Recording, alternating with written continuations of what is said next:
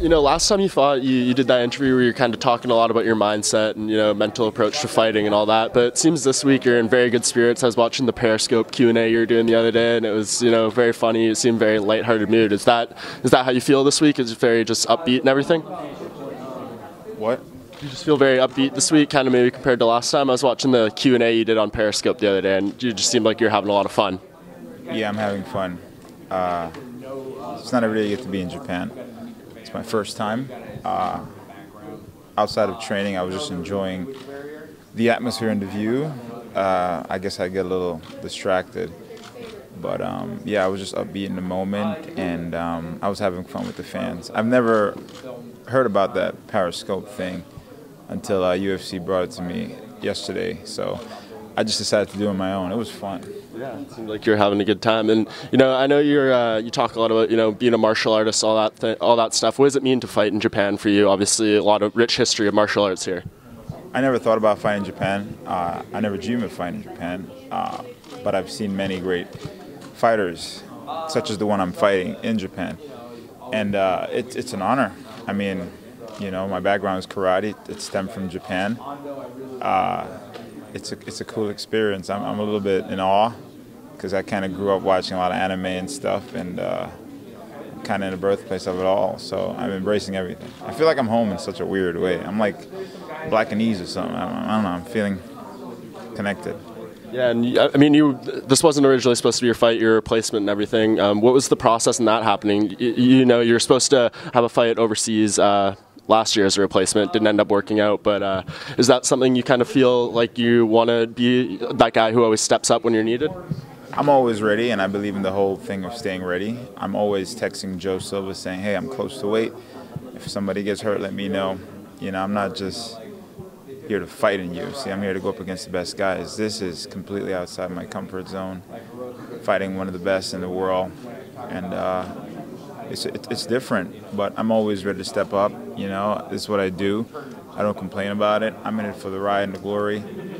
Fortunately, not everyone sees it that way, but everybody else. Yeah, and there's been, you know, moments of ups and downs in your UFC career. Is this kind of the one you've been waiting for, though? You know, you're getting that big name opponent, former Strikeforce champion, top ranked guy. Is this where you feel like, you know, you can prove where you really stand in this weight class? I haven't seen any downs, really. It's only down when you start to believe and listen to the media, because the media usually bullshit and they come up with that makes no sense. I mean, they will never step in your shoes for a day, not less a second, but they can write up a story to think that they know you. And I guess I was at that point where I used to believe the media, but the media is bullshit, and people who are negative are bullshit. And the first step in doing stuff like that is being honest. I'm honest with myself, and I'm honest with everybody else. I've been doing something 2016. It's been working. It's called being honest. And the first step is being honest with yourself. And sometimes a little brutally honest, but sometimes you need that brutal honesty. And people know I don't like to do a lot of interviews because, you know, I say one thing and then they'll totally twist it, like the Periscope I did the other day. What was the title? Uriah Hall says about McGregor and all that, and I'm like, what? But it sells. I get it. I don't mind it, you know. But as long as I'm being honest, it doesn't faze me. So that was kind of what you learned. You know, you said you were caught up in it before. You just kind of learned to let go, and that was kind of the key. There's no downs unless you accept it. And I think Bruce Lee said it the best. You only get defeated once you accept defeat. And I'm never defeated because I always learn. I win or I learn. When you lose, it's a learning experience, however you look at it, whether it's in fighting or your regular life. Like, what do you do if you didn't do so well this year or this month or whatever story? You got to look at it as a positive reinforcement to get better. But that's how I look at it. But again, unfortunately, in the media and everyone else's eyes, if you don't do good, well, you suck. But we got to tell the world. But it's a story and it sells. So I think when you start to understand the difference and start to focus on what you can do and block everybody out, which is hard to do. It takes practice. It becomes a lifestyle, and it's a lifestyle. How is your thoughts about Musashi? He's a grappler, have a little bit kickboxing background. Do you think you need to adjust because you have a short time to prepare for this fight? No, I don't think I have to adjust. I'm well prepared. I stay ready. One of the best things that have been happening, and I'm sure this is going to be a title for whatever story you guys are going to write, is Musashi's been very confident. He might be a little overconfident, especially with my ground game. I'm glad it plays in my favor because I get to surprise him, hopefully. I don't see him being a threat. I don't see him submitting me. I look at him more of a striker, as a grinder. I don't personally think he's evolved. He's more of that old school, in-your-face, come forward. And when you have that type of mentality, a guy like me that's very technical, again, it plays in my favor because I get to outclass you and pick you apart. Not to say anything disrespect to the guy. He's a veteran. He earned his way. But it's a new age.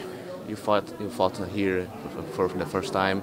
How do you see the people? You meet much fans in this short time you spend here in Japan. I love the Japanese fan. I've never been to Japan. What I love about the Japanese fan is they don't give a shit about you or what you got to say. They more care about, they care more about the fight. They have the respect of the sport. It's sad because a lot of American fans don't look at it that way. You got to win, and if you don't win, we're upset. It's like you look at football, and people get bent out of shape or upset, start riots and stuff. I'm sorry, I'm the one in there playing. What the are you doing, fan? So I learn a lot looking at the Japanese fan, how they respect the sport a lot. And I've been getting gifts. I rarely get gifts in America. I mean, if I ever get a gift in America, it's a pat on the back. But here, they give me gifts because they, again, respect, they understand. I'm sure they understand what we have to go through as not only athletes, but mixed martial artists or professional fighters, however you want to differentiate it. So I take that into account, and I'm honored, man. What kind of gifts are they giving you? Oh, cool stuff, chopsticks, soups, noodles, bandanas and stuff like that. But it's the thought that counts. And again, it shows the appreciation of them just giving a fuck. So.